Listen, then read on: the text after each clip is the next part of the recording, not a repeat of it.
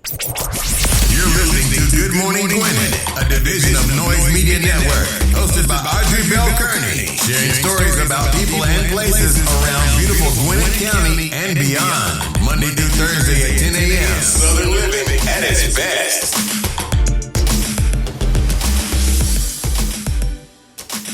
Good morning, all my Gwinnetians out there in Gwinnett land and all of you around the world. Listen to the sound of my voice. It is a beautiful day here in Gwinnett County. Kind of cold though. 40 degrees going up to a high of 57. That's nice for us, y'all. That's nice. 57 is nice. Some people got like 57 below. So we're fortunate. Just know that we're fortunate.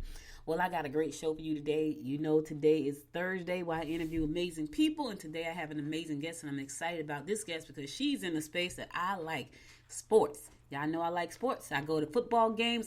Matter of fact, I went to the Grayson game last Friday night, and it was freezing. I underestimated the weather last Friday night, and so Grayson was killing Tift High School, and I left at halftime because I was freezing. When I left to go to the game, it was nice. For some reason, I thought it was going to stay nice, and I was freezing, so I had to leave at halftime. But anyway, we're going to be talking about basketball shortly because my guest is in that space, and I'm excited to have her here today. But before I do that, you know, I got to go ahead and give you your horoscopes brought to you by Noted Astrologer Micah Thyssen. For today is November. I'm taking us back, y'all. December the 3rd. It's also National Roof Over Your Head Day. Amen. Amen. If you got a roof over your head today, be thankful. Today is National Roof Over Your Head Day. So if you got a roof over your head, look up and say, thank you, Lord, because somebody don't have one. I'm just saying, somebody don't have a roof over their head. No, I'm just saying. All right, we're going to kick it off like we always do, and that is with Aries. Some of the best opportunities will crop up if you keep an open mind. Don't be too eager to give a piece of your mind or even your opinion today. Don't evade issues or twist the truth around. Listen, Aries, don't be twisting the truth around, messing people up today. You know what I'm saying? Don't do that. Don't evade, and you can't run from the problems. Face them head on, but don't twist the truth. That's all. Just tell the truth and handle the problem. Taurus, you may be in an extremely passionate mood today. Okay, Taurus. You'll be erratic and quite likely to make personal mistakes. Don't allow personal problems to conflict with professional duties. All right, so you're going to be in a professional mood today making mistakes. Yeah, because you're going to be erratic. So you all over the place today. No, Taurus, you might want to check that. Gemini, you might just as well let others do their own thing. Consider applying for the job in another part of the world. Ooh, okay. Keep the promises you've made or you can expect to be in the doghouse.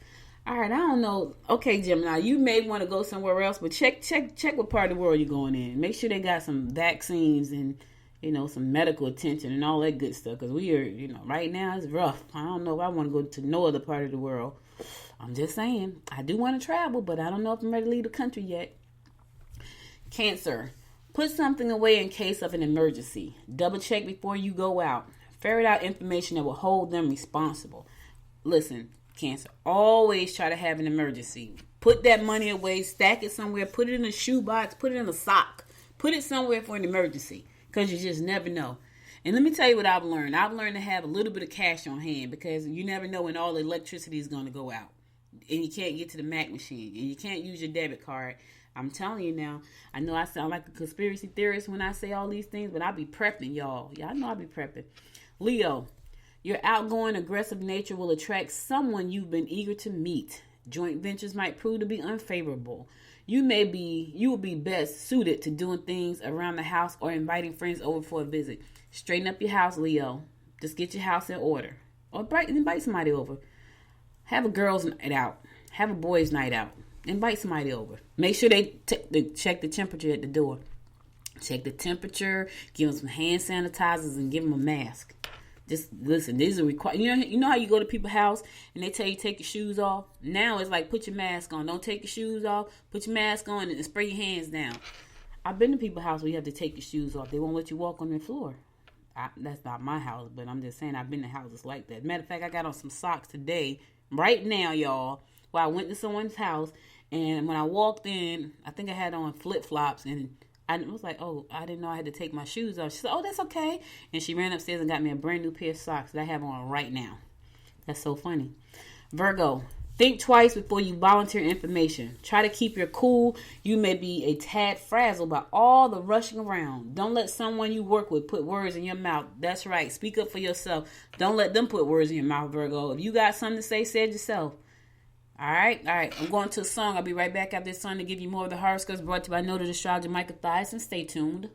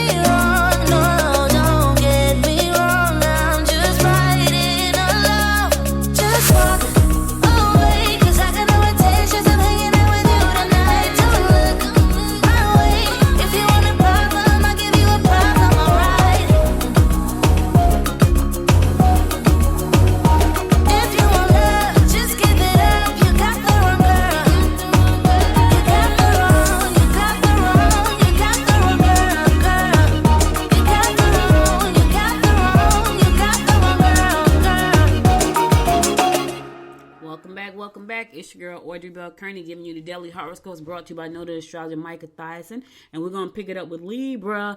You can get your point across if you don't beat around the bush. You may want to talk to your boss about your future goals. You may be up for some changes in your home. Yeah, don't beat around the bush. Talk to your boss. If you got some future goals, tell them. You know, and here's the thing. You may not get the answer that you want. And if you don't, it may be time for you to move on. Think about that. Sometimes people want to do things and they want to do it where they are, and you can't do it where you are. You got to move on. We're going to talk about that soon with my guest. I'm excited. Scorpio, help children with important projects. Offer love and affection instead of conflict and rejection. Ooh. You could be tempted to overspend on unnecessary items. Listen, it's Christmas time. I know we're all tempted to overspend. Amazon been coming to my house since October. So I already know. I pray for you, Scorpio. I pray for you. Sagittarius, your ability to stand out in a crowd will bring you the recognition you desire. Don't allow someone to do a job that was designed specifically for you. Make any necessary changes in your insurance policy. Yeah, handle your business, Sagittarius. Whatever that change you need to do, make it right now before it's too late. Yeah, that's important. Handle your business. Capricorn, You are best to keep hard feelings to yourself. Try not to let relatives or friends cause any friction with your mate. Keep them out your business. Make sure all of your travel and driver's documents are in the proper order. Put your business in order, Capricorn. And listen, tell your family and friends to stay out your business. Don't let them cause friction. You got to live with that person. Tell them to stay out your business. Aquarius, you will have a problem sorting out your future feelings when it comes to your relationship. Caustic language may cause you to want to get out of the house. You can meet a new romantic partner or secure the love connection you already had by going out and entertaining yourself. All right, listen, go out, entertain yourself. Take that person with you. Secure the one you got. Or look for the new one. They're out there. And my fellow fish Pisces, compromise will be necessary. You may not be able to help, but your support will be favorable. You should be doing something special with children. What is that? Listen, fish, I don't know about you, but I don't know what we should be doing with kids. I have no idea. However, compromise will be necessary today. That's what the stars are telling us, so be prepared to compromise. I know some of you don't like to compromise, but you do. All right, that's all the horoscopes I got for you today. I'll be back on Monday because today is my Friday. Today is my Friday, so I'll be back on Monday to bring you more of the horoscopes brought to you by noted astrologer Micah Thyssen. Now let's get on with this show, y'all. Let me tell y'all something. So my guest today, her name is Miss Melissa M. Proctor. And let me tell you, her accolades are off the chain. So let me just run down a few of them for you. She's been named by the Sports Business Journal, class of 2020, as one of the 40 under 40. All right. She's also been named by the Atlanta Business Chronicle for 40 under 40. She's also been named by Rolling Out Magazine as one of the top 25 women in Atlanta. She's also been named by the Atlanta Voice as one of the 50 under 50. And Inc. Magazine says she's one of the 17 inspiring women that we need to watch out for. Now, she is the CMO and the executive vice president of the Atlanta Hawks in the State Farm Arena here in Atlanta, Georgia. And I want to know how she got there. And she's doing all this amazing stuff under 40. You hear what I'm saying? So for those of you millennials who are listening to this show right now, there is hope for you. I know some of you are confused, but she's going to tell you what she did and how to get there. Here's the thing. She said she still don't know who she want to be when she grow up. And that's okay with her. She like it like that. Without further ado, welcome to the show, Miss Melissa M. Proctor. Hey, thank you so much for having me this morning. You're very welcome. You're very welcome. So you've done a lot to be under 40. I mean, I could have kept going, but just hit. So I just turned 40 this year, but most of that I did prior to being 40. Okay. I'm like new in this 40 round. Now, when you knew, okay, so where did you fall in my horoscope? Where are you there? What's your sign? You know what? I'm a Gemini Taurus. I'm on the cusp. I'm May 21st. Okay, you did. So because of that, it's either the last day of Taurus or the first day of Gemini. It just depends. You dead smack on the cusp. Okay. My mom is a Gemini, so okay, so you're on the cusp. That's a good thing. So, man, you've done a lot though. Like you started out as a ball girl. First of all, I want to know, what is that experience like? Like, cause when I think of ball girls, I think about video. I think about video chicks, right? And I'm thinking, okay, so they became a ball girl because maybe they want to marry a baller, And I think when I think about video, God, and it's probably like a straight up misconception, and me being like, what's the word I'm being? I can't even think of the word, but right now it's like, okay. You just lumping everybody together. But for you said you always wanted to be in the NBA, and now you're here in a big way. How did you get there? What was that journey like? It's such an interesting thing. So I'm originally from Miami, Florida, born and raised. And my mother is from Belize, in Central America. My father's from Jamaica. And so growing up, I knew nothing about sports. They didn't watch the NBA or NFL. Like, there was never sports on TV in my house growing up. And I loved art. So I was an artist. So in elementary school and middle school, I would draw and paint. And, I got into some magnet or charter schools in Miami for my artwork. And maybe around the time I was 15, I would watch basketball on TV with one of my cousins who was very much into basketball. And, my mom she was a nurse. And so I was a candy striper. I'd go to the hospital and help her when I wasn't in school. And one day I said, I want to get a job.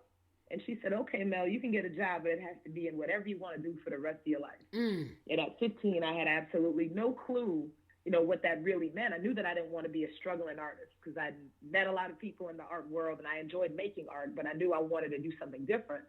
And I was watching a basketball game, and I didn't see any women on the sidelines. That was before they had, female referees or any women in even coaching. And so it's in the NBA. And so I told her I wanted to become the first female coach in the NBA. And honestly, I don't even think she knew what NBA stood for. And she said, okay, well, go get a job in the NBA. If that's what you want to do, go do it.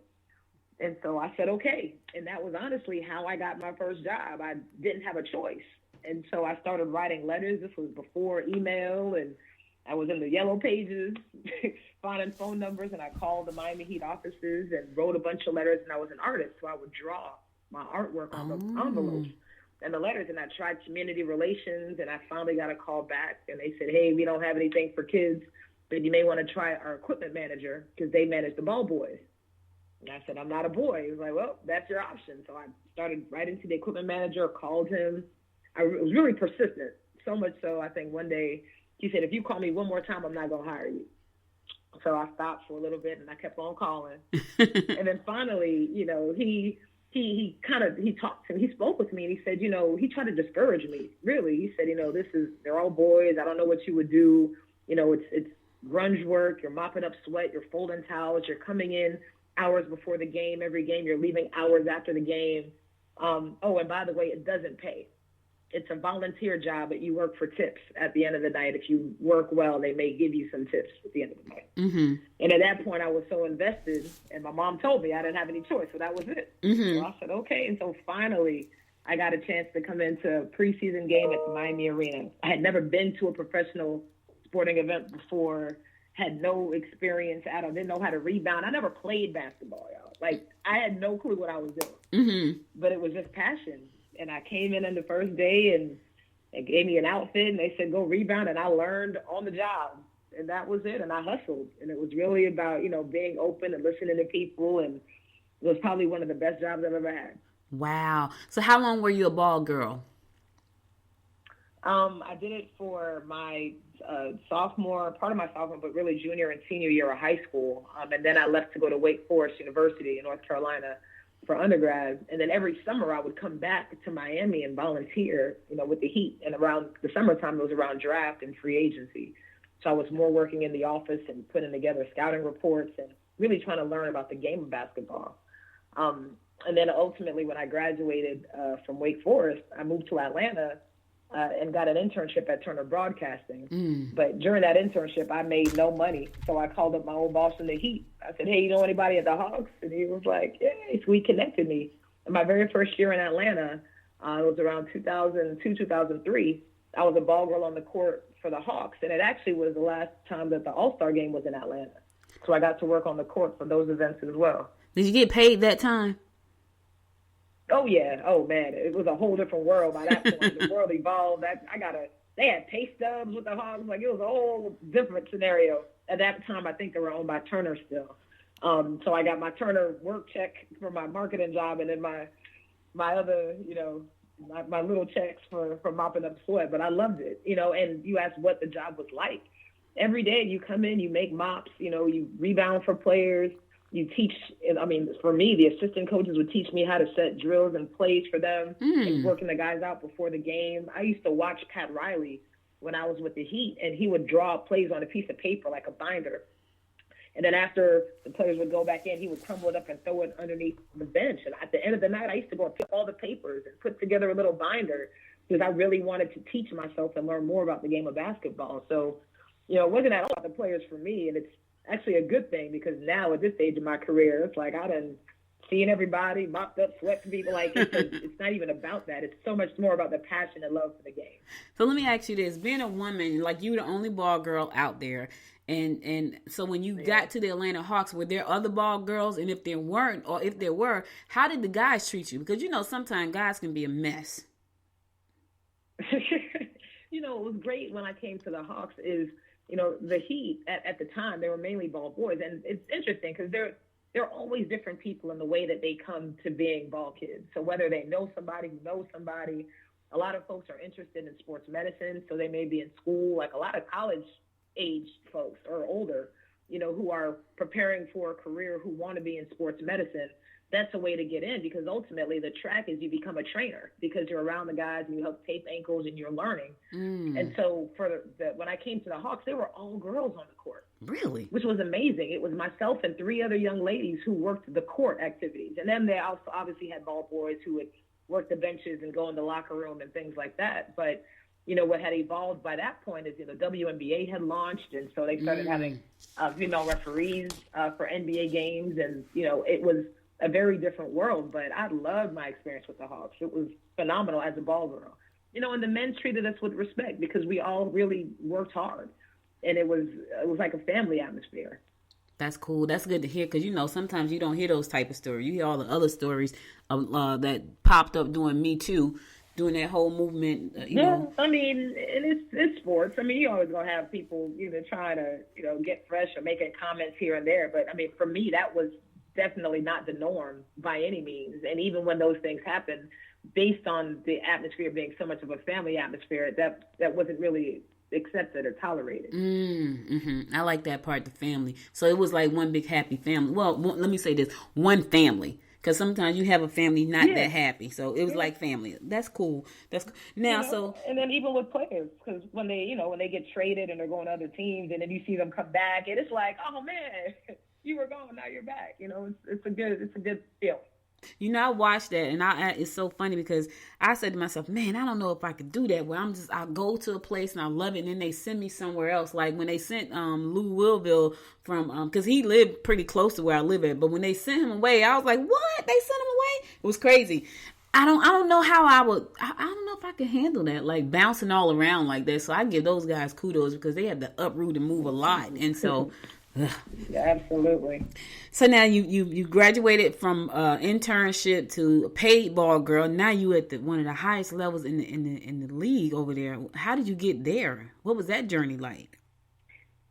It's been a very interesting one because and I write it about in my book, From Ball Girl to CMO. And you said it earlier, I still don't know what I want to be when I grow up. And so maybe around college, I realized that I really don't think I want to coach for a team, but I do like, basketball and the sport. But then I was just open, and I was a communication major, and I learned a lot. I liked understanding why people do what they do. And so I was going to become an anthropology major, and then they cut the major. And so by the time I got to Atlanta, I was just so curious and wanting to learn about different things. I'd set up informational meetings at Turner, ask people what they did and how what they did impacted what I did.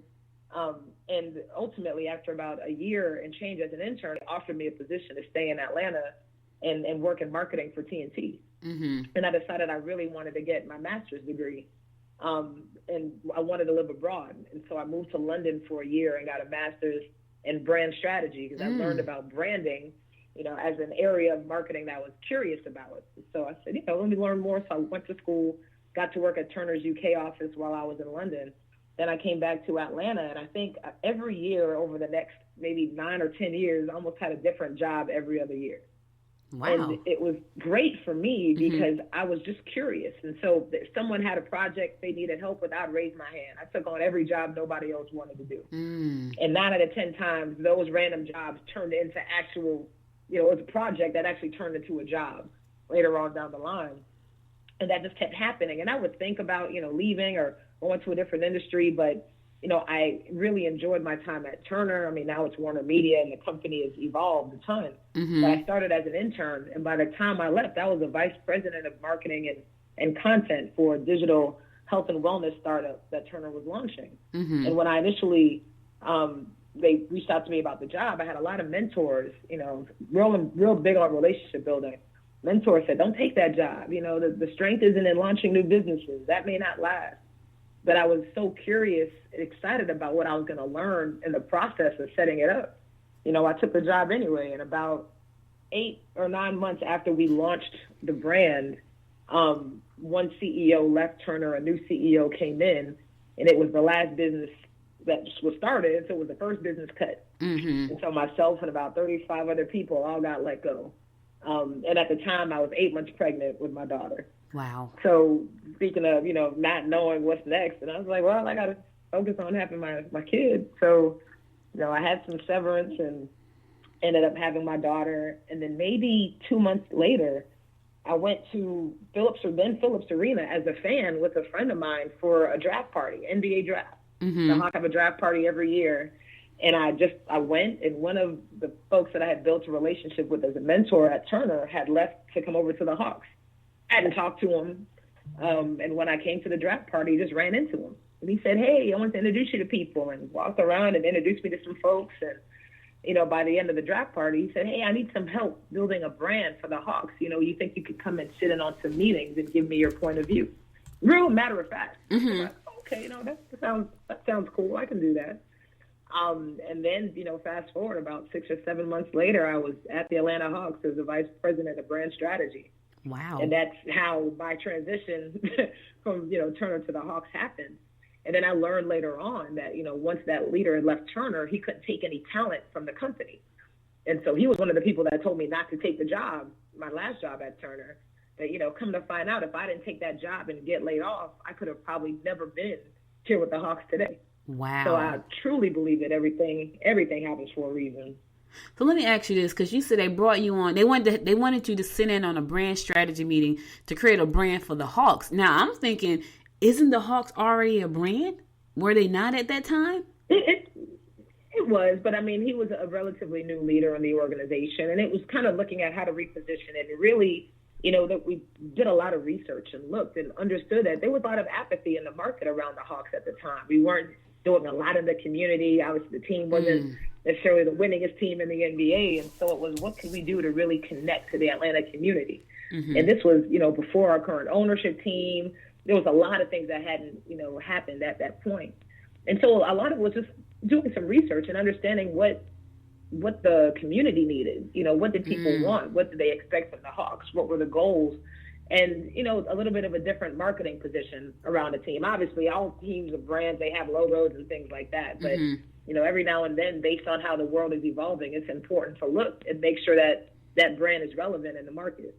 Oh, okay. I get that. That makes sense. Okay. So now, that being said, I'm going to throw this out there. And I haven't had a job with anybody for like 23 years. I've been an entrepreneur that long. So I would come out of retirement to launch the Atlanta Hawks podcast unit. So I'm just throwing it out there. All right. So, okay. I hear you. It's just out there. I'm just throwing it out there. Clear. Okay, good. I just want to put that out there so so y'all get ready, because podcasting is hot right now. I don't know if you follow the industry, but absolutely, yeah, with Apple, not Apple, with Apple was the front runner, but with Amazon jumping in there and saying, you know what, now we're going to put all of our podcasts on Amazon Music, which is amazing, and Audible. And then Spotify. Spotify is really trying to run. Spotify is trying to own this space. Spotify is doing some big things. I know some folks there, and they're building up that entire podcast. That's a big podcast unit, and the talent they're signing. Yeah, it's exciting. It's a whole new world. It's exciting, but I think they're gonna have some competition with Amazon, because Amazon is a beast. Like, Amazon is trying to rule the world. Spotify is trying to rule the media world. Amazon is trying to rule the entire world. So it's interesting to watch all this stuff go down. I live in this space. And so I watch, I'm like, oh my God, Amazon. I don't know if you know this, Amazon, and we're going to get back to this, but I got to tell you this real quick. Amazon has something called Amazon Live. A lot of people don't know that. It's called Amazon Live. And so I was interviewed a couple of weeks ago on these guys. They have a podcast called Dealcasters, but it streams live on Amazon on the website. And so while it's streaming, and you might want to, I'm going to introduce you to them, because what happened was, I have a book. I'm an author too. They did the interview with me talking about Alexa, because I teach people how to turn their podcast into Alexa skills. So people can say, Alexa, play my podcast, and they'll play it. So they had me on the show, right? And I didn't even know Amazon had Amazon Live. They had me on the show. We're on the show. Everything looks amazing. And they put my book in a carousel next to the videos that we're live streaming. So my books are there, and they're talking to me about the books.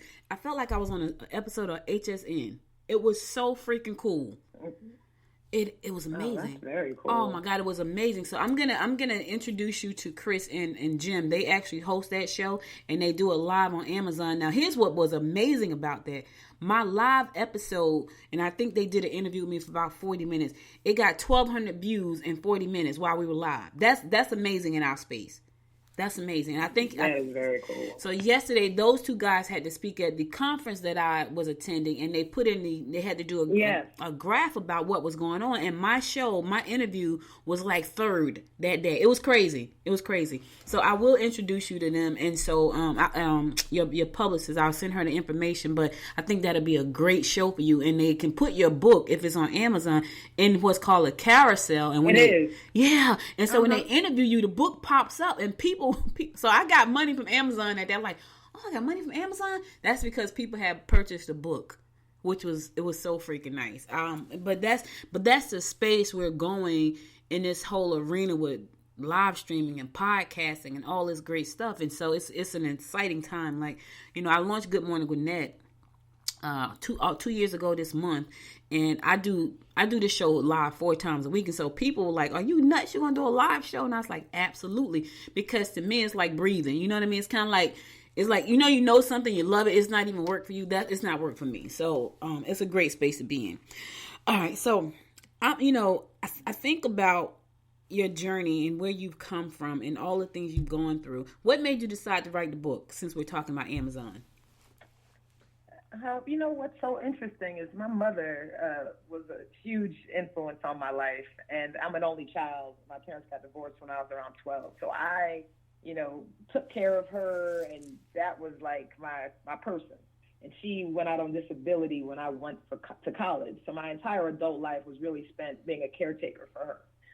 And when she passed away, I was, probably around 31. I had so many questions for her afterwards. And afterwards, I got married. Then I had my daughter. And when I had my daughter, I was like, man, there's so much, because now my whole world is different, in relation to how the kinds of questions I would ask her, what I would want to know.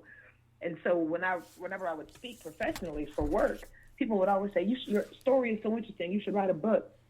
And I'd be like, oh, yeah, okay.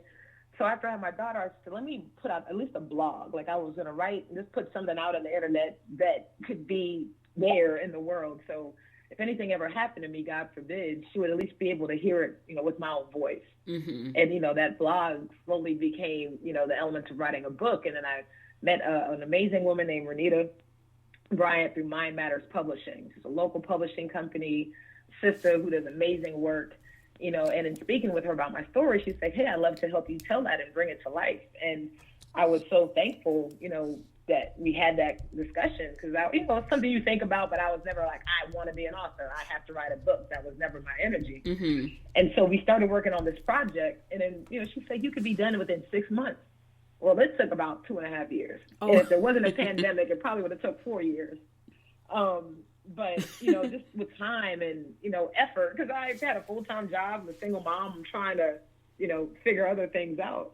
But, once the world kind of slowed down a little bit this year, I finally had enough time to go through and do edits and, talk through cover design. And so I really created the book for my daughter. That was 100% the goal. And so much so that when I was finished with the book, we had a process that she takes authors through.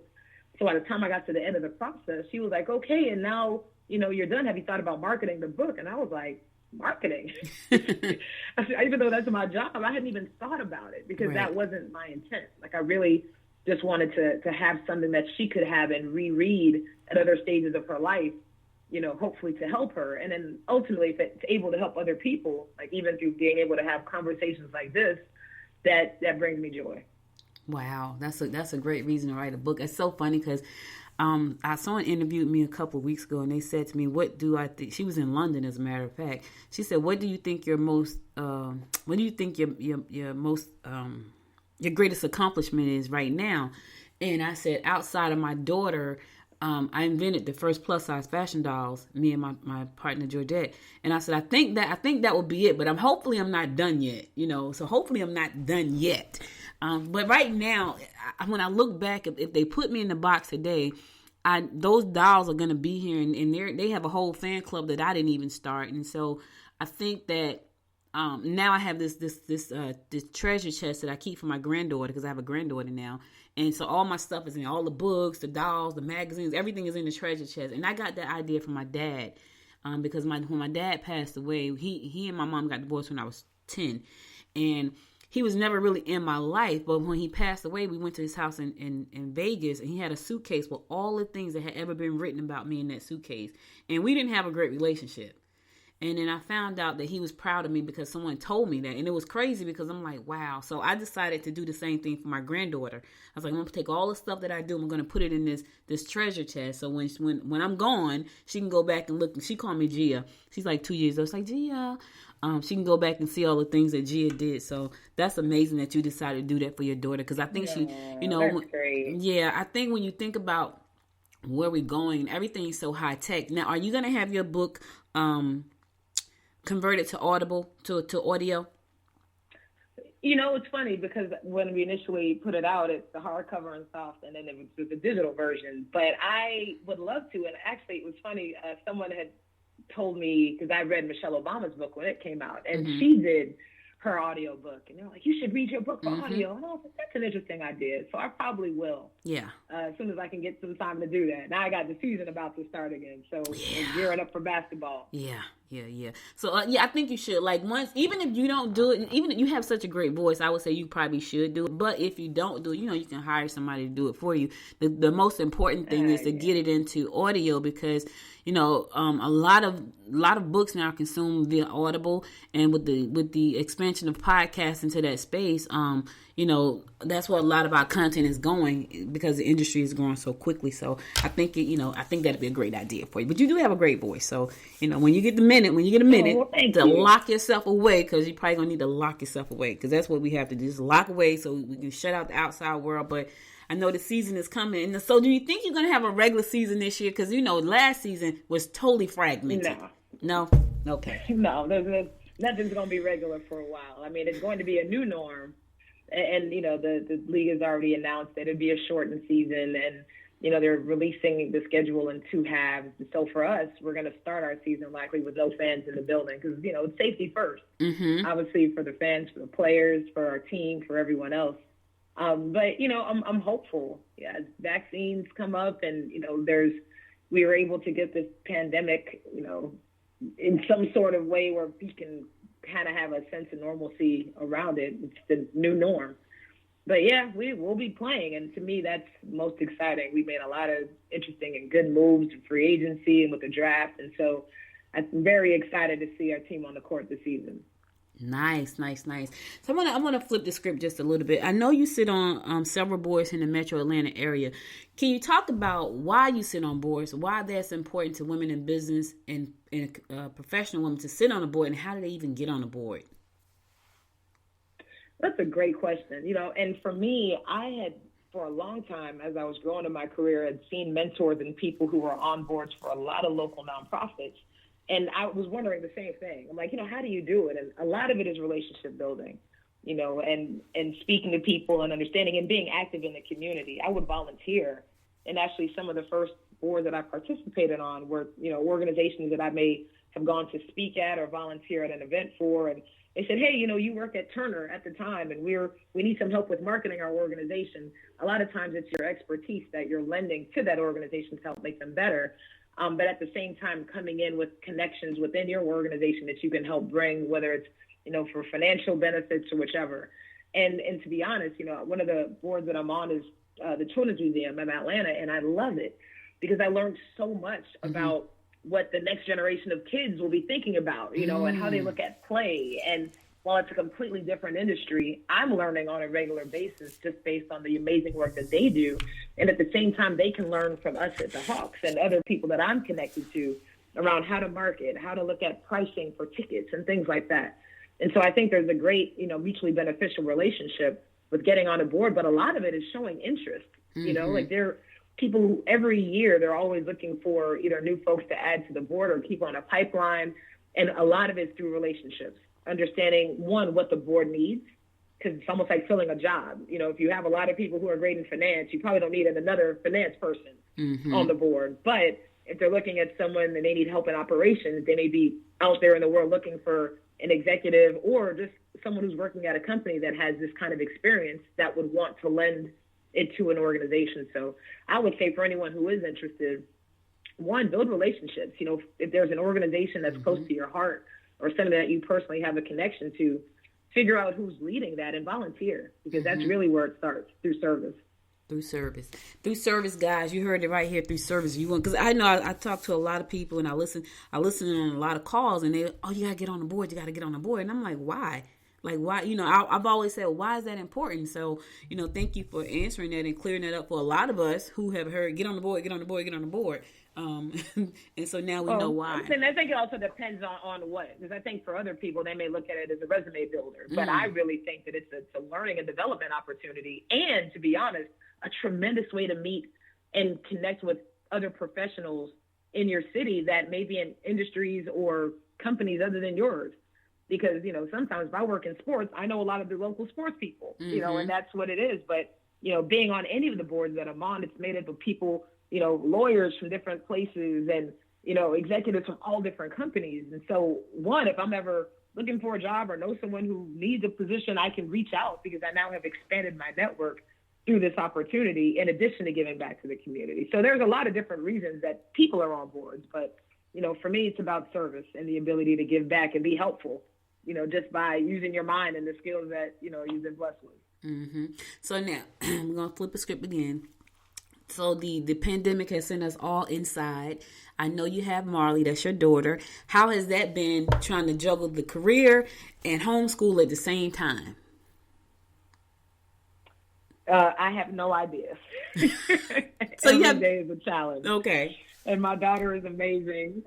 She's doing well. She's in, you know, her homeschool at home and loves it. She has no desire to go back to school. She loves being home with me. Or she'll go to her dad's, you know, we co-parent, and it's great. But, you know, for her, I feel like she just thinks that I'm her teacher that's available 100% of the time. So if I'm on a work Zoom call, I think she has joined every Zoom I've been on since the pandemic started, just because she wants to jump in and say hi to mommy's coworkers. And so, you know, and I told my team as well, we got to have grace, you know, with each other, with everyone, especially through this pandemic. There's a lot of loss and, you know, difficulties and challenging times. And, you know, everybody's dealing and having different things to deal with in different ways. So you can never, you know, expect that everyone's okay and they're just going to get this project done.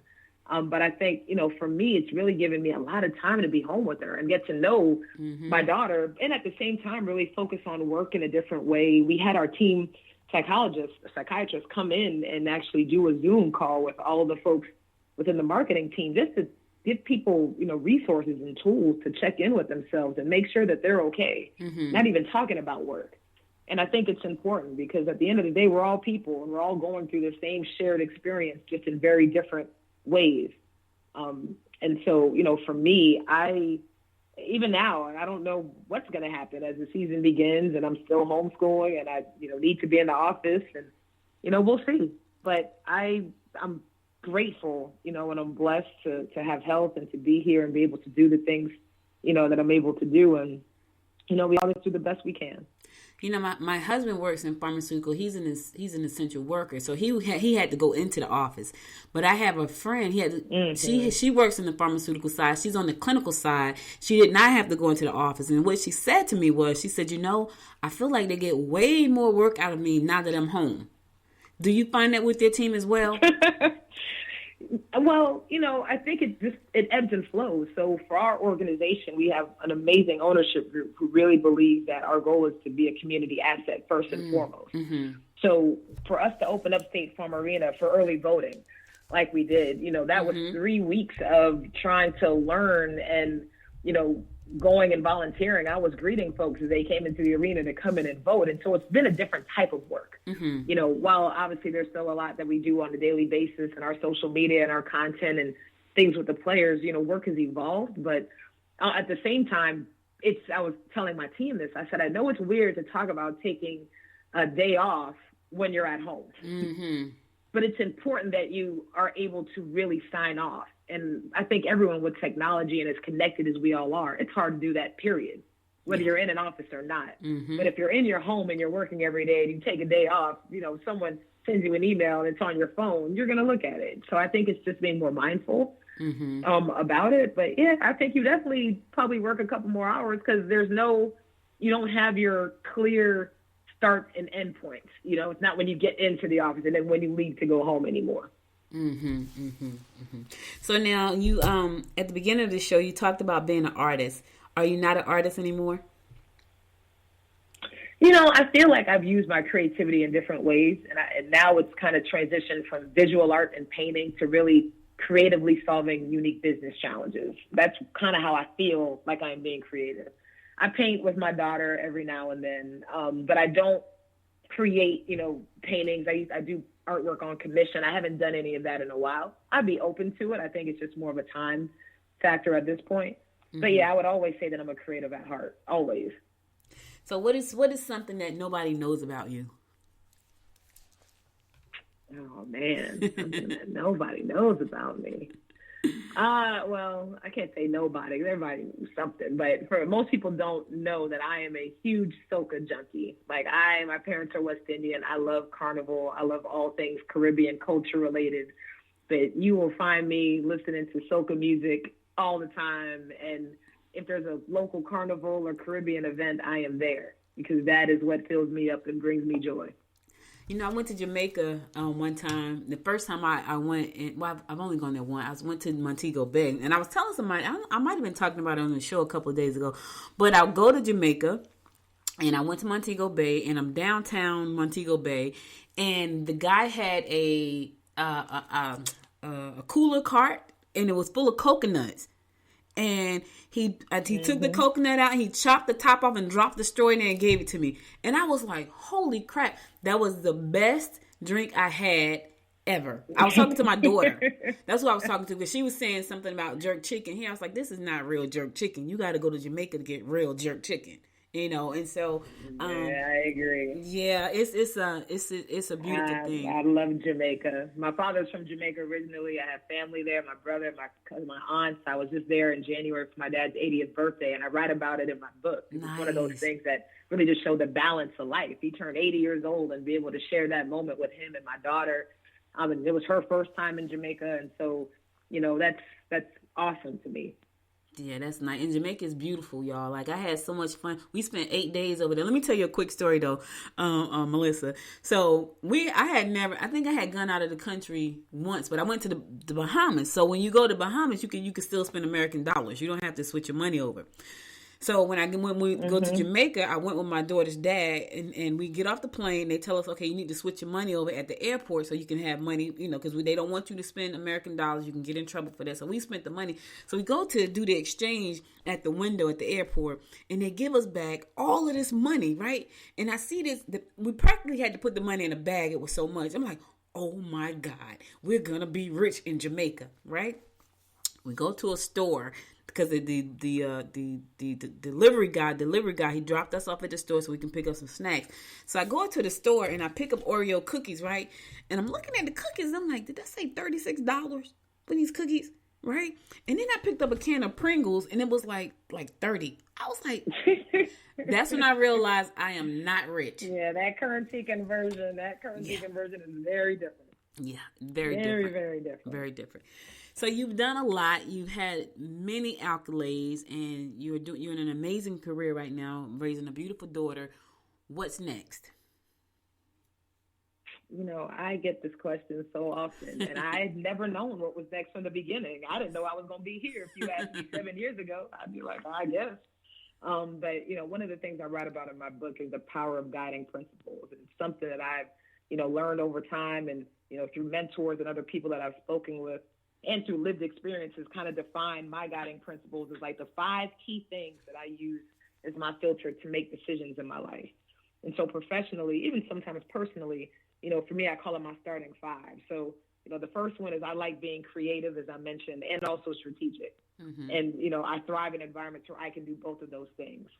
The second one is I get bored real easily. So I know that no matter what I'm doing, I have to be able to add new tools to my personal toolbox. And learn from the experience. If I could do something in my sleep, I don't need to be there. And similar with people, if it's get in a relationship, I was like, I need to be able to learn from you because I want to continue to grow and develop. Because once you stop learning, to me, you're dead. Yeah. And that's an important one. And the third is my mom was horrible with money growing up. Like bill collectors calling all the time, stuff getting shut off. And I knew that I didn't want to live that life. And so I've always said it's important to me to just make enough money to pay my bills. My father would always say, live below your means. And so I believe in that. And now, since I've gotten a little older, I also want to be able to pay my bills on time, but also invest in my daughter's future. Mm-hmm. So that's important to me. I don't need to be rolling in Bentleys, but just being able to do that. The fourth is some sort of work-life harmony or balance. I know that sometimes it's going to ebb and flow. You're working a lot, or, you need to be home. But if I need to leave at 3:00 in the afternoon because my daughter has a dance recital at school, I need to be able to go. And at the same time, as I mentioned in my book, when my dad turned 80 during the season, to leave and to go to Jamaica for him to celebrate turning 80 in his homeland, that was important for me. Mm-hmm. So being able to have that flexibility to know when I'm at work, you're getting 100% of me, but I have to leave when I need to for my life, because life will always come before work for me. And then my fifth one is being able to bring your whole self to work or to a relationship or wherever you are, no matter what's happening. I got locks. I got a nose ring. The way I talk to you is how I talk to my team. It's how I talk to my boss. It's how I talk to my daughter. And I don't deviate. I know there's code switching and other things that happen. I'm very what you see is what you get. So the whole idea of authenticity is really important to me. And those are my starting five. So whenever people ask me what's next, I say whatever it is, as long as it lines up with those five things, I'm open to it. So I don't have a title that I need to get to. I don't have a dollar amount I need to get to. Because like I said, I always want to continue to learn and grow and develop. Being financially independent and retired and travel the world all the time, that sounds amazing. So maybe that'll happen. But ultimately, if it comes to, my next opportunity professionally, it's going to line up with those guiding principles. Nice. Let me tell you something. I love being authentic, right? And it's so funny because I tell people all the time, like my brother and I, we're close. We're like two peas in a pie almost. But I'm super duper authentic to the point where I think it embarrasses him sometimes. So he'll tell me, don't say nothing. He'll tell me, don't say nothing. And I'll be like, okay. I won't say a word, your people know you. They know you. Yeah, they do. And he'll tell me, quick, don't say nothing. I'll be like, okay. I won't say a word. I'm just going to sit here and look. I won't say nothing. So that's pretty cool. So advice for those who are thinking about getting into sports and what are some of the steps that they can take, if they're thinking about making this as a career move. Like, I want to be in sports and not getting into it for the wrong reason. So you knew out the gate, I'm going to be a coach, but you wind up being the CMO. They're looking at it like, I need to meet all the ballers, because I want to be a baller wife. The ones that are serious about the profession. That's definitely not the way to go about it. Right. I'd say for people who are interested in a career in sports, I think it's important to understand what career you want, period. Mm-hmm. So for me, if my interest was marketing, I can love basketball or football or baseball and want to be in sports marketing. But at the end of the day, I need to be a good marketer. Mm-hmm. So knowing all the stats, knowing all the players, that doesn't necessarily help you. If I have a job open and I'm looking for someone to run email marketing, I don't care how many players, stats I need to know how great of an email marketer you are. Mm-hmm. And so to me, as I tell people, I'm like, got to get the experience. And it may not be in sports, and that's okay. And at the same time, it's also around understanding your organization and what the job may need, because I might be looking to fill a gap on my team with someone who has experience in ticket sales. For that, I need somebody with ticket sales experience. Mm-hmm. And that can be selling tickets of any kind, not necessarily just sports. But, I don't think there's a one-size-fits-all. There are a lot of people who get in by taking part-time jobs in the arena like myself. I was a ball girl. Some people were part of our stats crew. They'll reach out. Some people want to be in guest services and things like that and just find their way in maybe operationally within the arena. So there is no one way. Obviously, there are a lot of programs out there in sports marketing and education. I speak at a lot of those schools when they invite, professors to come in or executives to come in and teach classes for the day. But I really think it's about honing your skills in your craft and building relationships, because ultimately relationship building is critical, especially in the sports world. I think that goes for anything, really, when you have good relationships. I know, I got to tell you a quick story. When I moved to Georgia, right, because I was born in Georgia, but I was raised in Jersey. And when I moved to Georgia, everything moves fast up north. It's the truth. It really does. So when I moved to Georgia and people were like, well, let's go for coffee. And I'm like, okay. I'm thinking they're just saying that. They really meant that. And their thing was, we need to know you. We need to have a relationship. And I kept saying, why do these people really want to go to coffee? Like, why do they really want to go have dinner? And they really meant that. Like, they really meant, let's go for coffee. Let's create this relationship. And I was like, it took me about 2 years to realize, okay, you're not going to move anywhere down here until you start building relationships. Nobody's going to do business with you. And it was the craziest thing for me. I had to actually learn that, because in Jersey, like, okay, let's do this deal. Let's make it happen. What do we need to do to make that happen? We need to do this, this, and this. We didn't have to have a solid relationship. We need to be on the same page about this business and let's get this thing done. Not here. I was like, okay, this is new for me. I have to figure this out. So relationships are everything. And you need to know, like you said, what you want to do. I think for a lot of people, they don't really know how to figure out what it is they want to do, or, they go into things for the wrong reasons. And so is there like some kind of like checklist that you could say, listen, this a book that you could write outside of yours? Because I know yours sound pretty good with the 5 principles. But like, was there a book that was instrumental in helping you to get to make some decisions in your life about the things you wanted to do? Probably the Bible, most of them for me. But in reality, I'm a huge believer of like, I talk to people, I read as well. And I take inspiration from stories of experiences that other people have had. So I don't think there's one book necessarily that kind of changed my life. Mm-hmm. But I will say that it's the relationship building part that's been critical. And a book that I read a long time ago that really kind of helped me transition mentally about career growth and development was called Nice Girls Don't Get the Corner Office. And it talked a lot about how women especially will come in and work hard and check every box and show up on time and think that that's all they need to do in order to get promoted. And it's like, no, there's a lot of other things that you need to do, and the things around emotional intelligence and sitting at the center of the table and using your voice and speaking up and being willing to negotiate, all these things that, some people don't really tell you. You got to kind of have the experiences, which is why I said it's about people and building relationships, because I've learned so much from mentors, peers, not even senior executives, people who work in other industries who've had experiences different than me, that has really helped to build who I am today. I went through an accelerator when I first I moved back to Georgia in 2013. And in 2015, because I really realized, like, Audrey, you really have to get out and meet people, and because you're here, you're new. Absolutely. And so I went through this accelerator down at Atlanta Tech Village by a woman. Her name was Bernie Dixon. And she's an angel investor, but she ran this accelerator called a Launchpad. And I was in the class of 2015. And she said exactly what you said. She said, and she came from Hewlett Packard. So she was a big exec coming from Hewlett Packard, came out with, I'm assuming, with a great package because she owns a jet. And so I was like, she owns a jet. Like, like, wow, really?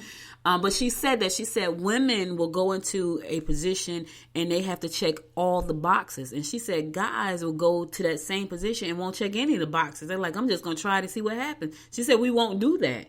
And I was like, that is so true. And she said, you have to stop doing that. You got, if it say you need to have this, if you don't have it, you won't even apply because you don't have it. She said, guys, don't do that.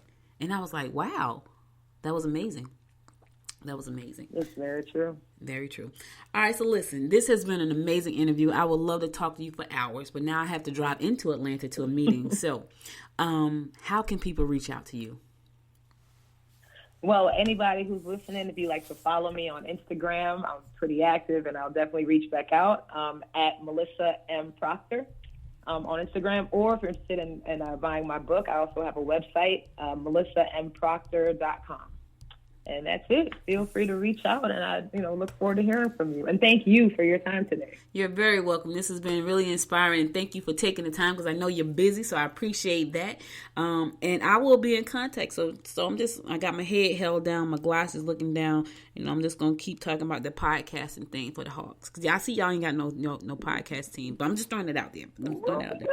Players, we have a couple players of podcasts, so it's cool. But yes, I hear you loud and clear. Okay, so thank you. All right, you're welcome. You're welcome. So thank you so much. Have a wonderful, wonderful holiday, and tell your daughter I said hi.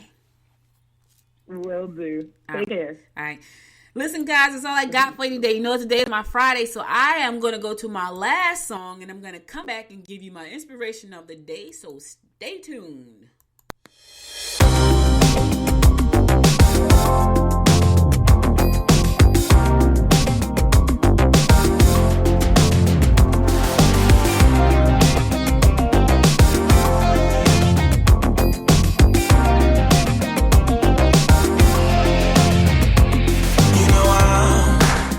Caught by a feeling, goes beyond the right or wrong, gets me what I want. I'm hanging by a string, gotta get up on my feet, get to what I need, and I am flying through the streets on neon wings. Once I get to you, I don't want anything. Need your body, girl, I'm so addicted. Predicted, I know, down, shut me down. Can't you see that? I wanna taste the night. I can hear the calling, and I'm gonna lose the fight. I can hear the calling, hear the calling, hear the calling, hear the calling.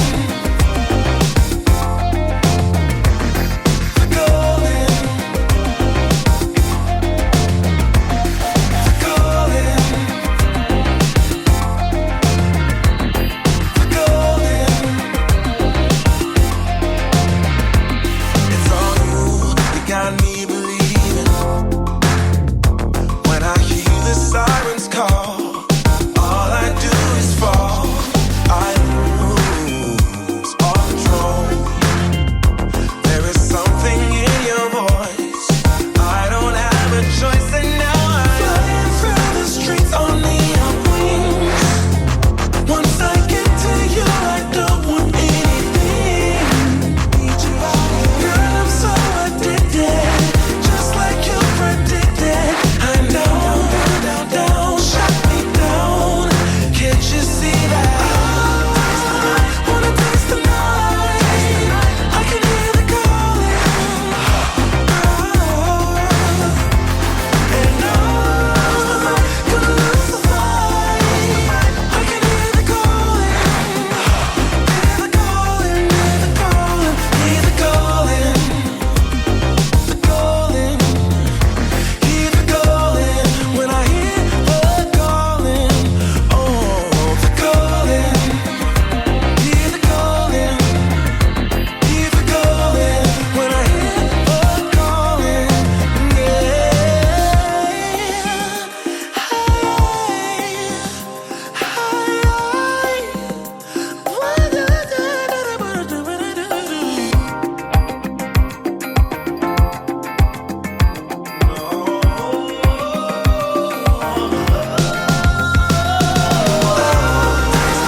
wanna taste the night. I can hear the calling, I hear the calling. Gonna lose the fight. I can hear the calling, I hear the calling, I hear the calling, the calling, oh, the calling. I hear the calling, the calling, no, the calling, oh, the calling, oh, yeah, I hear the calling, yeah. Call me, baby, yeah. I hear the calling. I hear the calling. Welcome back. So listen, guys, that's all I got for you today. But before I go, two things I want to talk about before I give you my inspiration today. One thing I want to talk about, then I'm going to give you the inspiration of the day. So listen, I don't know what your calling is. You may not even know what your calling is, but I would like to invite you to become a member of the Butterfly Squad. This is a community that I'm creating for women who are thinking about starting a business, or for those who have started a business but need some guidance, need someone who's going to be patient with them, need someone who's going to demystify technology so they can help grow their business and help them build a brand around the things that they love, to help them clarify, some of the things that they want to do, to help them find their purpose and their passion, and to turn it into something that's profitable. So if that sounds like you, if you want someone there who's going to pay attention to you, be patient with you, help you demystify and walk through the steps that you need to take to grow a business and to start a business, I invite you to join me in the Butterfly Squad community. You can do that by going to www.thebutterflysquad.biz.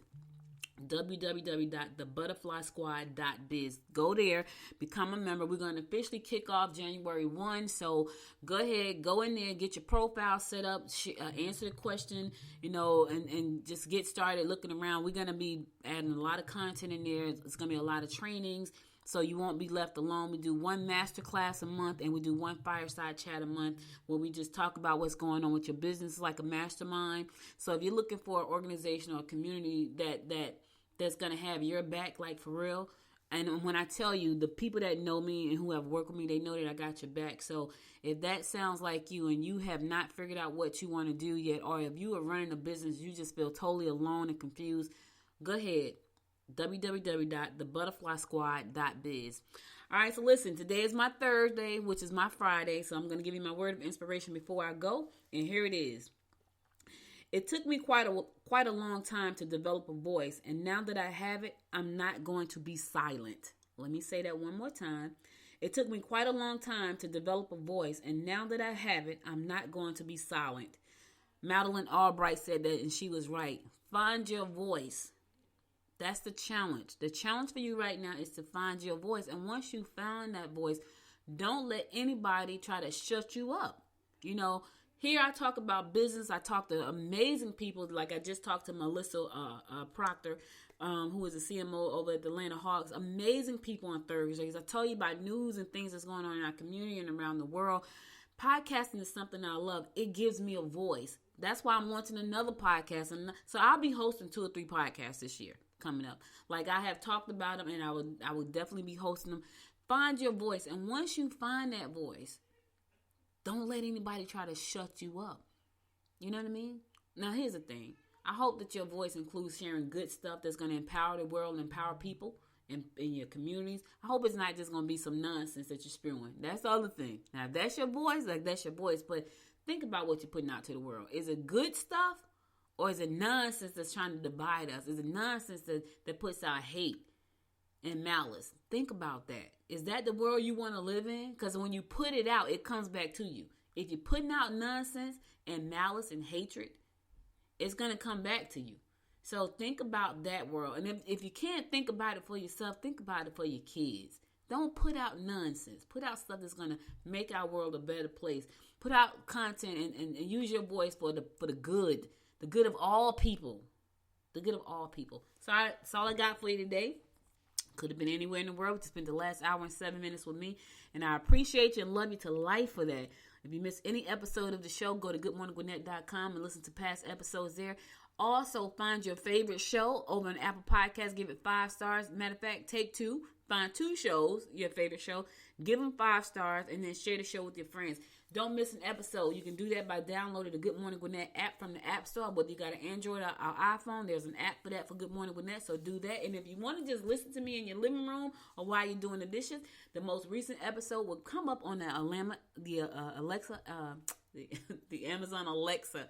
I'm talking too fast. The Amazon Alexa. All you got to do is say, Alexa, open Good Morning Gwinnett, and the latest episode of the show will play there. I'll be back again on Monday. Listen, y'all have a good weekend. Keep your mask on. Stay safe. And until next time, make it a great day. Bye, y'all.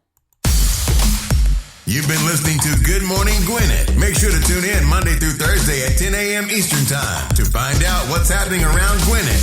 If you like this episode, subscribe now and share with your friends. To learn more about Noise Media Network, visit noisemedia.us.